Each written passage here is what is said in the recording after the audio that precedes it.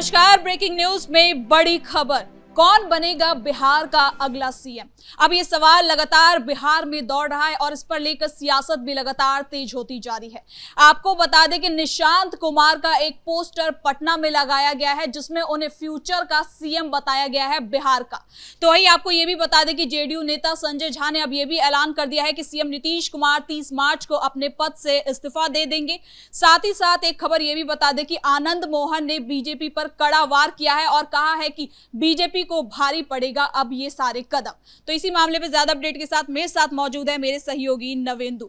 तो नवेंदु, बिहार में एक बार फिर से पोस्टर लग चुका है निशांत कुमार के नाम का। देखिए, कल रामनवमी का त्योहार पूरे देश में धूमधाम से मनाया गया और पटना से जो तस्वीरें सामने आई उसने बिहार वासियों को गदगद कर दिया। नीतीश कुमार रामनवमी मनाते हुए नजर आए और बहुत ही कंफर्टेबल, बहुत ही शांत स्वभाव से बैठे हुए थे, बहुत रिलैक्स फील कर रहे थे। लेकिन उनके अंदर क्या बेचैनी नहीं है, ये अभी सबसे बड़ा सवाल है, क्योंकि नए सीएम को लेकर बिहार में इस वक्त हर तरफ चर्चाओं का बाजार गर्म है और निशांत कुमार के नाम का पोस्टर अब पूरे बिहार में लगने लगा है, खासकर पटना में। और जिस तरह से उनकी पोजीशनिंग हो रही है, लग रहा है कि नीतीश कुमार अंदर खाने एक नई स्क्रिप्ट लिखने की तैयारी में है। अब इस बात की कोई पुष्टि तो नहीं कर रहा है, लेकिन जो कुछ देखकर सियासी पंडितों को चीजें समझ में आ रही है, उससे इन चीजों का आकलन किया जा रहा है कि नीतीश कुमार हार मानने वाले नेताओं में से नहीं है। हालांकि संजय झा का बयान आ गया है और वो बयान है कि 30 तारीख को नीतीश इस्तीफा दे देंगे, क्योंकि विधान परिषद में उनका कार्यकाल पूरा होगा और इसके लिए जो त्याग पत्र है वो मंगवा लिया गया है, वो भरा जा रहा है। तो अब ये आप तय मानकर चलिए कि 30 तारीख को नीतीश कुमार इस्तीफा देंगे विधान परिषद के सदस्य से, और उसके बाद 9 तारीख से उनका नया कार्यकाल 10 तारीख से शुरू होने जा रहा है राज्यसभा में। तो नीतीश अभी 6 महीने चाहें तो मुख्यमंत्री रह सकते हैं, लेकिन क्या अब बीजेपी नीतीश को मुख्यमंत्री बनाए रखेगी? क्योंकि खबरें ये आ रही हैं कि 14 तारीख को खरमास है और 15 तारीख को बिहार का नया मुख्यमंत्री घोषित हो जाएगा और हो सकता है अगले सप्ताह यानी 15 से 20 के बीच में ही नए सीएम का शपथ ग्रहण हो जाए। लेकिन जेडीयू के राष्ट्रीय कार्यकारी अध्यक्ष संजय झा का यह बयान बहुत सारे कयासों पर विराम लगा देता है। हालांकि यहां राजनीति खत्म नहीं हो रही है, क्योंकि आप देखिए कि कल पहली बार नीतीश और निशांत एक मंच पर सार्वजनिक तौर पर नजर आए और ये अपने आप में इसमें बहुत सारे संदेश छिपे हुए थे, क्योंकि नीतीश कुमार अक्सर अपने बेटे को हमेशा पीछे ही रखते थे, कभी साथ में कहीं कहीं नजर आते थे, लेकिन वो इस तरीके से बड़ा प्रोग्राम नहीं होता था। भले वो प्रोग्राम रामनवमी का था, नितिन नवीन आयोजन करते हैं हर साल, लेकिन जिस तरीके से वहां सियासी दिग्गजों का जमावड़ा लगा था, उससे आप ये इनकार नहीं कर सकते कि वो भी एक सियासी मंच था। और वहां जो बैठे हुए नेता थे, नीतीश कुमार के बगल में कौन बैठे हुए थे? एक साइड नितिन नवीन, दूसरे साइड सम्राट चौधरी, और उनके बगल में सम्राट चौधरी के साथ उसी सोफे पर निशांत कुमार बैठे थे। और वो जब आते हैं नितिन नवीन से मिलते हैं, फिर आगे जाकर विजय चौधरी से मिलते हैं। लेकिन यहां देखना यह दिलचस्प हो गया कि एक नीतीश है, बीच में सम्राट है और फिर निशांत है। क्या सत्ता का ट्रांसफर इसी तरीके से हो रहा है? नीतीश के बाद सम्राट और सम्राट के बाद निशांत, जैसे वो बैठे हुए हैं। क्योंकि अब तक जो कुछ समझ में आ रहा है उसके मुताबिक सम्राट चौधरी बिहार के अगले सीएम हैं, लेकिन फाइनल मुहर तो बीजेपी आला कमान को लगाना है। तो ऐसे में सम्राट अगर सीएम बनेंगे तो फिर डिप्टी सीएम निशांत कुमार को बनाने की तैयारी हो रही है। तो कल की तस्वीरों ने बहुत कुछ साफ कर दिया है, लेकिन नीतीश कुमार के मन के भीतर क्या चल रहा है ये अब तक साफ नहीं हो पाया। तो वहीं समृद्धि यात्रा का जो आखिरी दिन था, उस दिन जब सीएम नीतीश कुमार मंच से अपना आखिरी संबोधन कर रहे थे, उस दौरान भी लोगों ने ये नारे लगाए कि निशांत फ्यूचर के सीएम बने और निशांत की जय हो। तो इस पर भी सीएम नीतीश कुमार ने कुछ कहा नहीं, लेकिन जो उनकी हल्की सी मुस्कान आई वो कहीं ना कहीं बहुत सारे जवाब दे गई। देखिए, समृद्धि यात्रा का अंतिम दिन था और नीतीश कुमार का वो संबोधन अंतिम था, ऐसा आप कह रही हैं, लेकिन मुझे लगता है कि अभी नीतीश कुमार के 2 और कार्यक्रम हैं।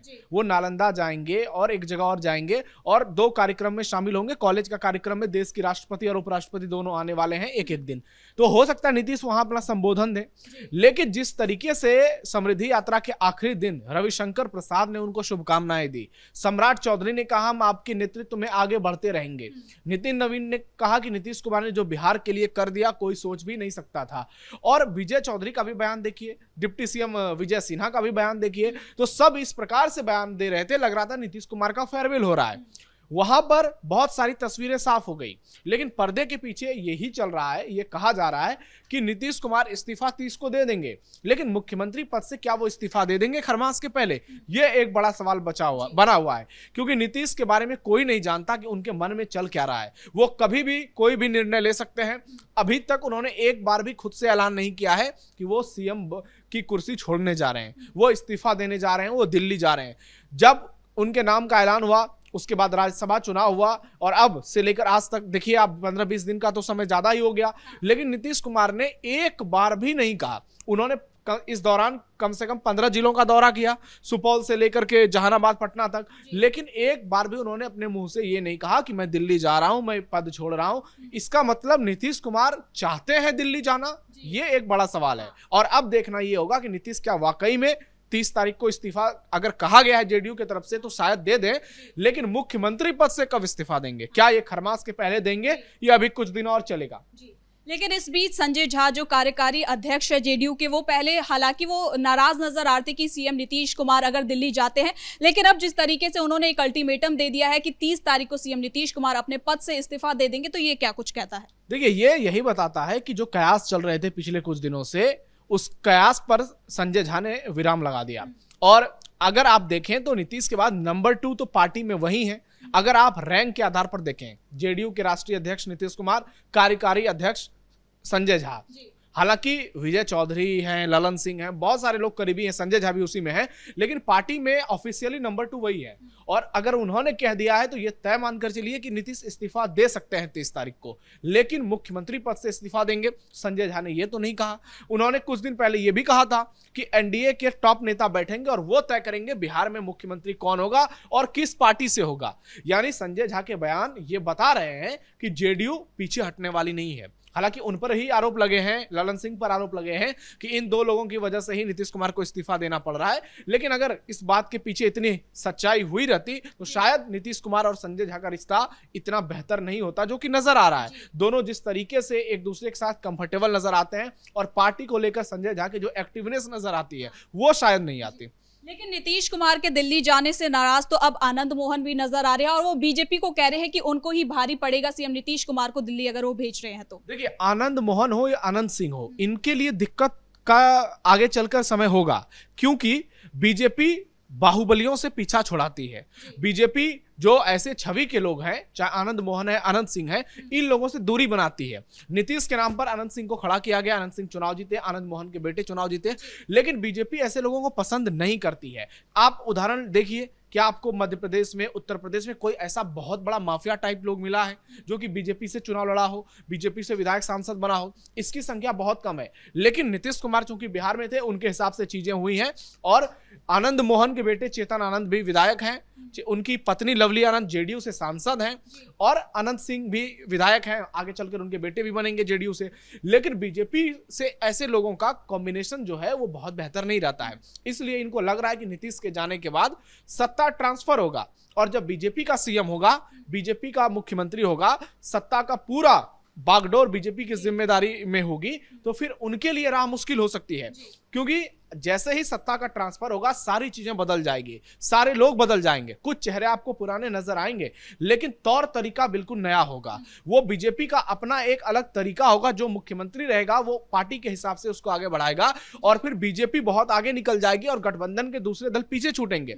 क्योंकि बीजेपी का मकसद है अब ना सिर्फ अपना सीएम बनाना, बल्कि आगे चलकर कई सालों तक बिहार में राज करना, और यह तभी संभव हो पाएगा जब पार्टी अपनी विचारधारा से चलेगी। और पार्टी आरएसएस विचारधारा से चलती है, अपनी विचारधारा से चलती है, तो उसमें बाहुबलियों का जगह नहीं है, ऐसा पार्टी दावा करती है। और उत्तर प्रदेश से लेकर तमिलनाडु तक ये देखने को मिलता है। इसलिए आनंद मोहन को ये शायद डर लग रहा होगा। और आपने देखा होगा निशांत कुमार के साथ सबसे ज्यादा कोई नजर आते हैं तो उनके बेटे चेतन आनंद ही नजर आते हैं।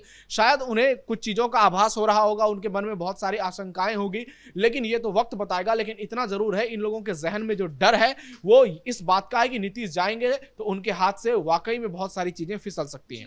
लेकिन इन सब सियासी हलचलों के बीच अब एक सवाल सबसे ज्यादा जो उठ रहा है वो ये है कि क्या सम्राट चौधरी ही बिहार के अगले सीएम बनेंगे? क्योंकि बीच में ये भी खबर आ रही थी कि बीजेपी कोई दूसरे चेहरे को ला सकती है, आरएसएस का कोई नेता भी हो सकता है, और लेकिन जिस तरीके से अब खबरें आ रही हैं उन सब में कहीं ना कहीं सम्राट चौधरी का नाम उलझता नजर आ रहा है।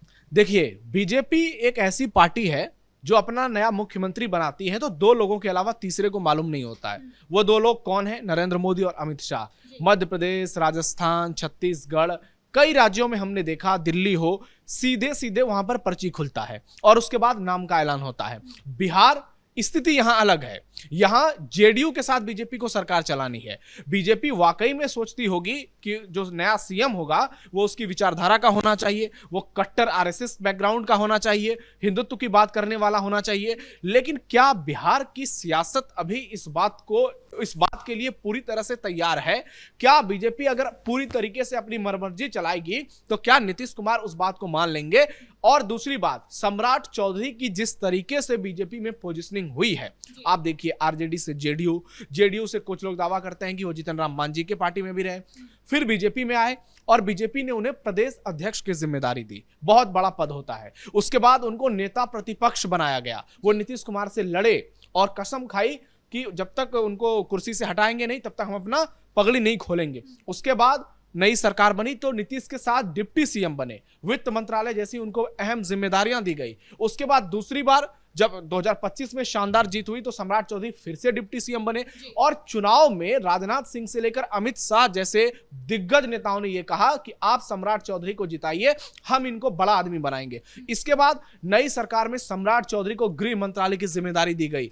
यानी बीजेपी को पता था कि आगे चलकर नीतीश को हम हटाएंगे और नीतीश को भी मालूम था। उसके बावजूद सम्राट चौधरी को 3-4 महीने के लिए गृह मंत्रालय की जिम्मेदारी दी गई। गृह मंत्रालय के साथ साथ उनको बीजेपी विधायक दल का नेता बनाया गया। तो एक साथ इतनी चीजें की गई सम्राट चौधरी के लिए, हर बार उनको आगे किया गया। जिस तरीके से जेडीयू का फेस नीतीश कुमार पूरे चुनाव में थे, बीजेपी का फेस सम्राट चौधरी थे। नंबर 2 की हैसियत से लोगों के बीच में वही जा रहे थे, चाहे सार्वजनिक मंच हो, प्रधानमंत्री का मंच हो, मुख्यमंत्री का मंच हो या फिर योगी आदित्यनाथ, हिमंता विश्व शर्मा जैसे दिग्गज नेताओं का बिहार में मंच हो, हर जगह सम्राट चौधरी नंबर 2 की हैसियत से नजर आए। और आज के दिन में जो बिहार सरकार चल रही है वो सम्राट चौधरी चला रहे हैं, इस बात में कहीं कोई आशंका नहीं है। और मुझे यह लगता है कि बिहार के अगले मुख्यमंत्री सम्राट चौधरी ही होंगे। भले ही मीडिया में पर्ची की चर्चा चल रही है, भले ही यह कहा जा रहा होगा कि बीजेपी अलग तरीके से काम करती है, लेकिन मुझे लगता है, जितना मैं पढ़ता हूं, समझता हूं, लोगों से बातचीत करके आकलन करता हूं कि बिहार के अगले सीएम सम्राट चौधरी हैं। इस बात को लेकर कभी और विश्लेषण कर लेंगे, लेकिन मुझे वाकई में लगता है कि सम्राट चौधरी बिहार के अगले मुख्यमंत्री बनने जा रहे हैं और बहुत जल्द इस नाम का ऐलान भी हो जाएगा। बहुत बहुत धन्यवाद नवेंदु इन तमाम जानकारी के लिए। तो कुल मिलाकर बिहार का अगला सीएम कौन बनेगा, इसको लेकर एक बार फिर से सियासी हलचल तेज हो गई है। फिलहाल ब्रेकिंग न्यूज में इतना ही। कैमरा पर्सन राजकुमार के साथ मैं सृष्टि शाह।